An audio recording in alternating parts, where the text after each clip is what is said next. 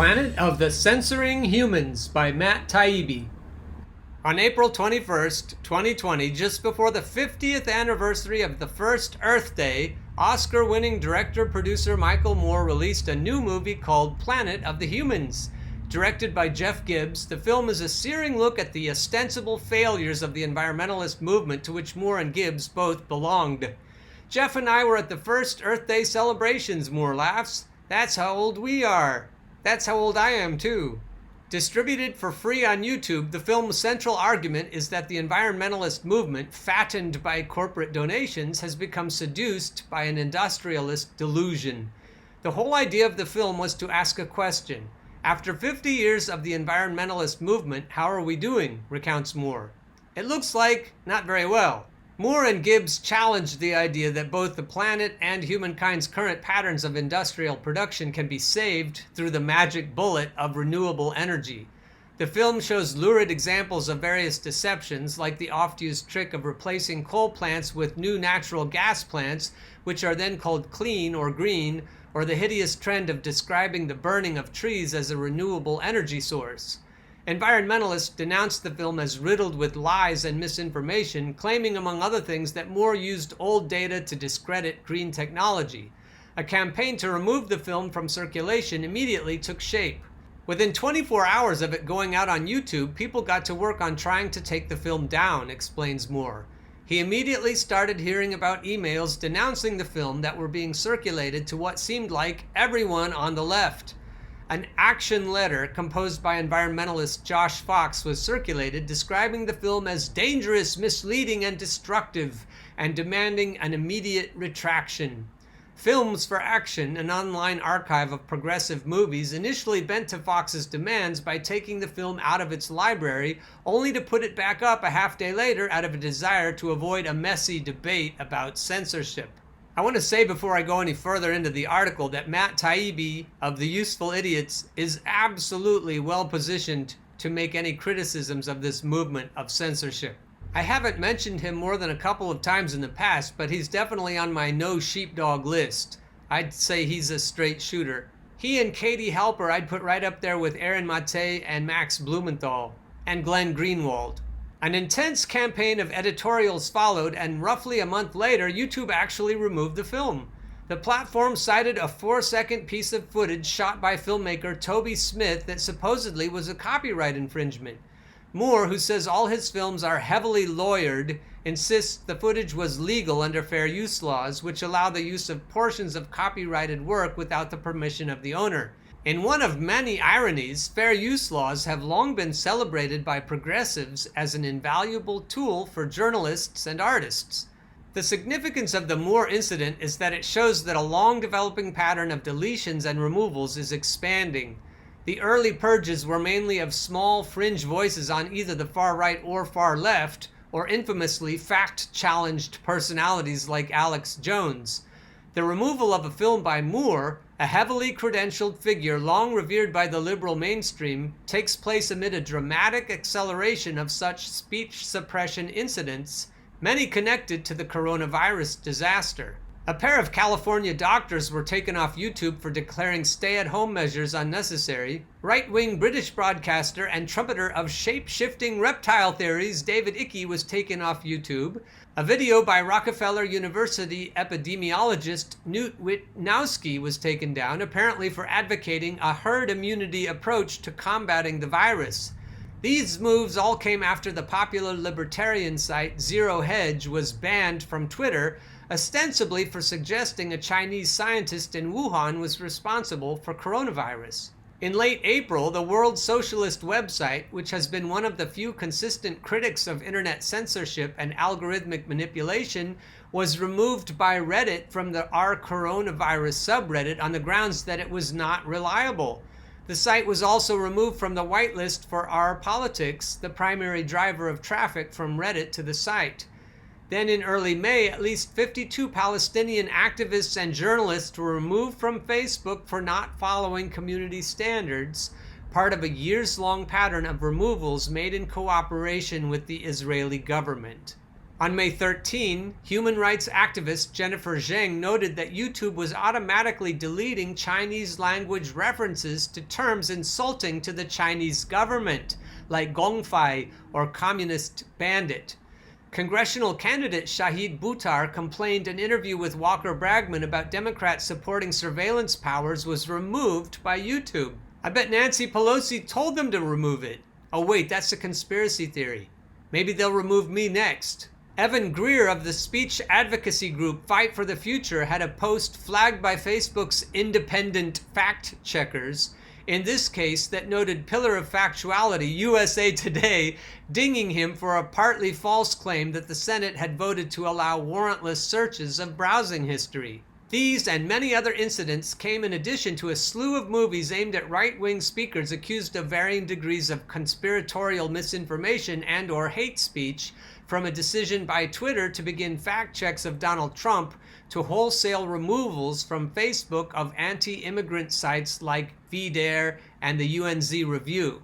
One problem is the so-called reputable fact-checking authorities many platforms are relying upon have terrible factual histories themselves.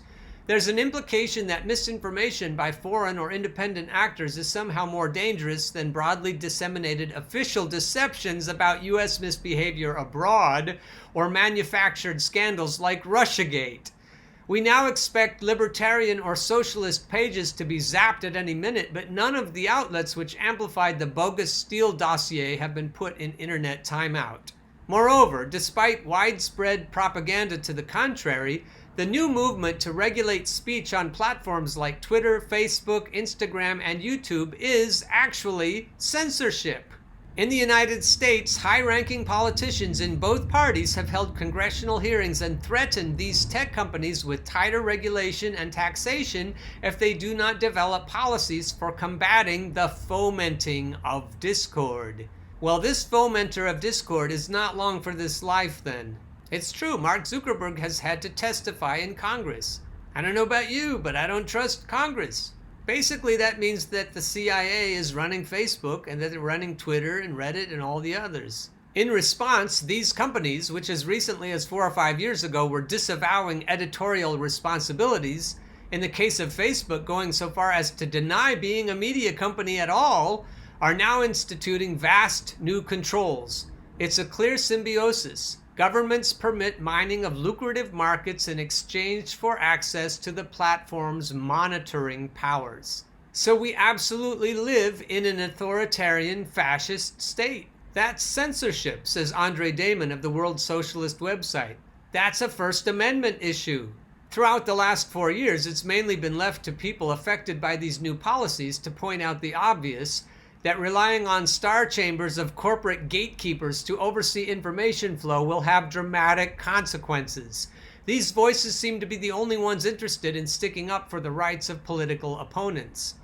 I don't think anyone can confuse me for a supporter of Donald Trump, but I see the danger of celebration of Twitter fact-checking him, because that's going to be the model for all of us, says Ali Abumina, author and co-founder of Electronic Intifada, which has extensively covered the suppression of speech in Palestine by Facebook, including the recent removals. It's always presented as, we're going to crack down on white supremacists and anti-vaxxers, says Damon. But the practical impact of speech controls is always to advance the interests of the ruling class. The pseudonymous editor of Zero Hedge, Tyler Durden, points out that even when platform bans of sites like his are reported by mainstream press outlets, reporters rarely address the underlying rights issue. Nobody really digs into the First Amendment angle, he says. They're going after the far right, they're going after the middle right, they're going after the far left and the middle left. Where does it end? We already have a clear picture of what the endgame of public-private content regulation partnerships might look like through the experience of other countries. In an extreme example, as far back as 2016, Israel's justice minister boasted that Facebook was complying with 95% of its requests for content regulation, deleting thousands of posts by Palestinians. Palestine is often the canary in the coal mine on speech issues, laments Abunimah. In Germany, which has strict hate speech laws, Facebook maintains an archipelago of ominously named deletion centers with as many as 1,200 employees at a single site to sift through content in search of community standards violations. Under pressure from politicians and pundits alike, platforms began moving in this direction in the US years ago, with Facebook announcing mass hires of employees with Orwellian titles like community reviewers and news credibility specialists. The drive to step up content control isn't all driven from the top down. A major additional factor has been the growth of a new intellectual movement geared toward delegitimizing speech and rationalizing censorship. The Moore incident provided a clear demonstration of how this new social reflex works. In Planet of the Humans, Moore and Gibbs make a complex argument.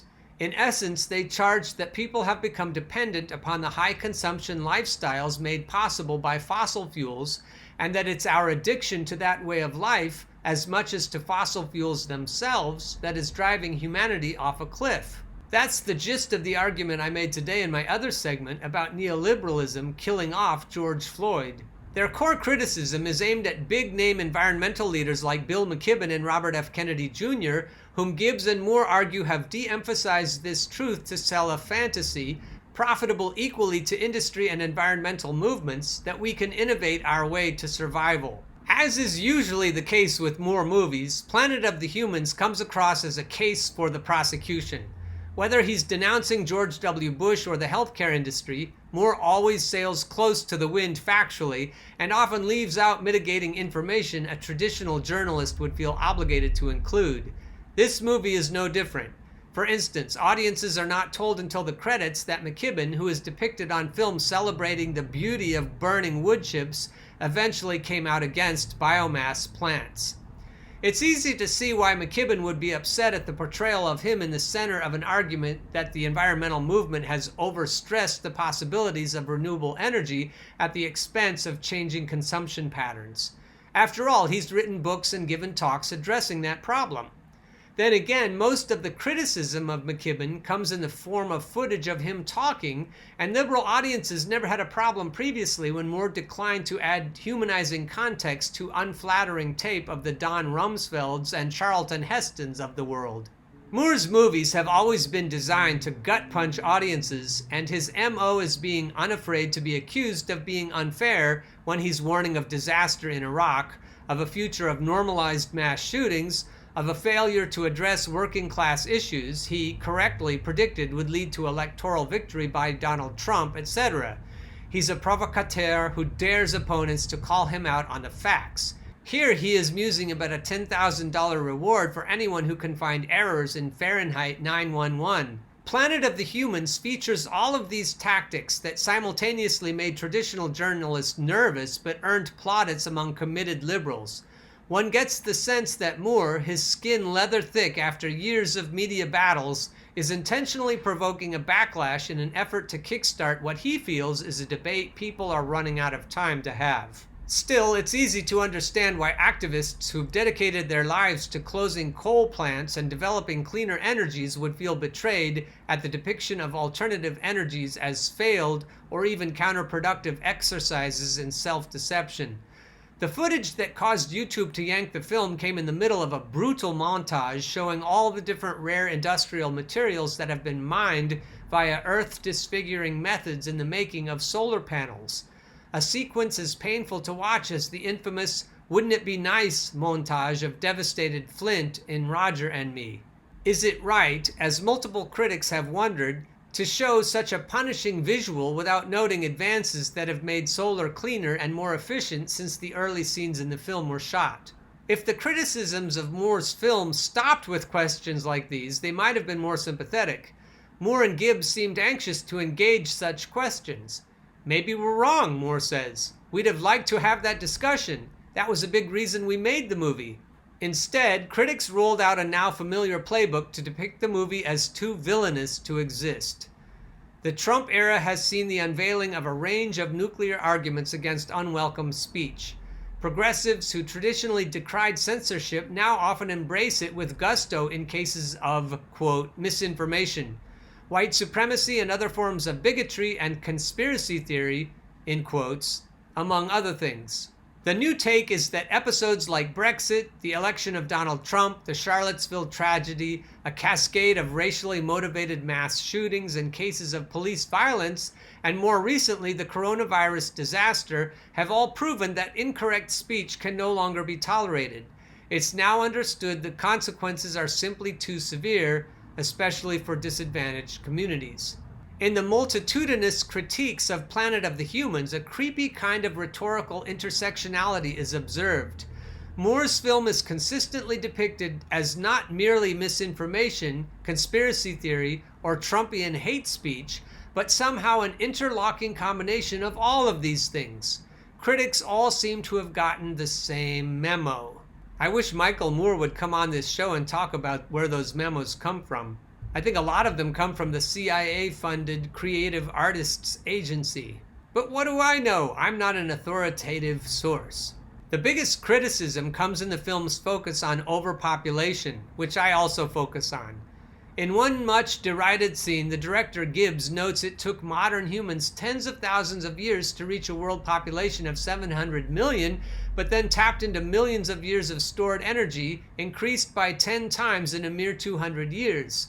This fast descending population curve, Moore and Gibbs say, is also increasing consumption by as much as 10 times per person. Now, the environmentalist movement has been telling us for over half a century that rapid human growth and its insidious effects, sprawl, deforestation, habitat loss, overfishing, etc., are threatening species and warming the planet. It was not so long ago that deriding such concern was the exclusive preoccupation of right-wingers. Bush-era Republicans infamously thought liberal tree huggers loved spotted owls more than people, and perhaps even nurtured plans for mass forced abortions to reduce world population. I wrote a book about an evangelical church that preached this idea. The problem is that the so-called left has tapped into a lot of money. That's neoliberalism, and it's a right-wing problem. So the reason they're coming at Michael Moore is because they want to keep the money flow going. They want to keep population growth going. They want to keep consumption up because that is what drives capitalism. If we stop growing, then we have to come up with an alternative to capitalism. I don't know why nobody's saying that out loud. With Planet of the Humans, we've come full circle. Now liberal meaning capitalistic, critics are deriding all this tree hugging as not just misanthropy, but supportive of racism and even genocide, using language that blows away Bush-era conservative rhetoric. Protecting the trees has almost always come with a judgment about which kind and color of humans they need protection from, wrote Kate Aronoff at the New Republic. She added, Gibbs does not appear to be a white nationalist himself, but his film echoes their approach. Wow. In The Nation, which lists Moore on its masthead as a contributing editor, Fox wrote a piece denouncing the film as not only racist, but potentially an incitement to eco-fascist population controls. He added, we see old white male after old white male declaring there is no solution to climate change except reducing the population. With this many white guys, we can only guess which groups of people are supposed to stop reproducing. Holy crap. Leah Stokes on Vox wrote the film's takes on the dangers of overpopulation had more in common with anti-immigration hate groups than the progressive movement, and expressed hope the film would be buried. Gizmodo argued the film has more than a whiff of eugenics and eco-fascism. Who are we going to knock off or control for? These assholes, they're blatantly fascistic because they are blatantly capitalistic. Given that the primary criticism of Moore's film is that it unfairly depicts people like McKibben as sellouts, it's more than a little odd that the apparently serious return criticism is that Michael Moore and Jeff Gibbs want to massacre non-white people. This would be laughable were it not for the fact that the campaign succeeded. The director of Roger and Me and Bowling for Columbine has had plenty of prior experience with efforts to suppress his work. In 2001, HarperCollins blocked the release of his book Stupid White Men on the grounds that a book critical of the US government was inappropriate after 9/11. In 2004, Disney tried to block subsidiary Miramax from distributing Fahrenheit 9/11, a film that detailed links between the families of Bush and Osama bin Laden. And those links are real, by the way. Both attempts failed. Stupid White Men was released after a group of librarians flooded the publisher with protest letters, and Fahrenheit 9/11 was ultimately distributed after Miramax and Disney reworked their deal. The clear difference in this case was Moore and Gibbs are taking on shibboleths on the left instead of the right. Erstwhile liberal allies this time employed a tactic the right never used, describing the film as not merely wrong, but dangerous. In conjunction with the new embrace of internet control, this was enough to achieve something that Bush and Cheney never did: suppression of a major motion picture. The problem is that this time Michael Moore pissed off the CIA. Ask Michael Moore if the CIA is in cahoots with Hollywood. So if you piss off Hollywood and you piss off the CIA, then you're going to piss off these erstwhile leftists. What we need to learn is never trust a capitalist, even if they're an environmentalist at the same time. In the past, a copyright dispute would have been a matter for courts. I thought of that myself. So too would questions of defamation that might have been raised by the likes of McKibben. Now critics can just run to mommy and daddy tech companies to settle disputes, and there's no clear process for those removed to argue their cases, especially when the government itself is fully in favor of this kind of discrimination. This is a situation that carries serious ramifications, especially for people who have less reach and financial clout than Moore. If they can do it to me, they can do it to anybody, is how Moore puts it. This is probably why, apart from a few brave institutional voices like PEN America, none of the traditional defenders of speech, ahem, ACLU, have spoken out. As was the case with Julian Assange and even Alex Jones, a fear factor is probably part of the equation. Who wants to be seen defending, even in the abstract, the rights of an ally of Putin, a race-baiting talk show host, an eco-fascist? Couldn't such a defense itself invite reports of violating community standards and bring a fresh threat of removal? Maybe Moore is wrong about the environmental movement, but these new suppression tactics are infinitely more dangerous than one movie ever could be, and progressives seem to have lost the ability to care. Before I sign off though, shout out to Jimmy Dore, because he has also pointed this out, as has Sagar and Jetty of The Hill Rising.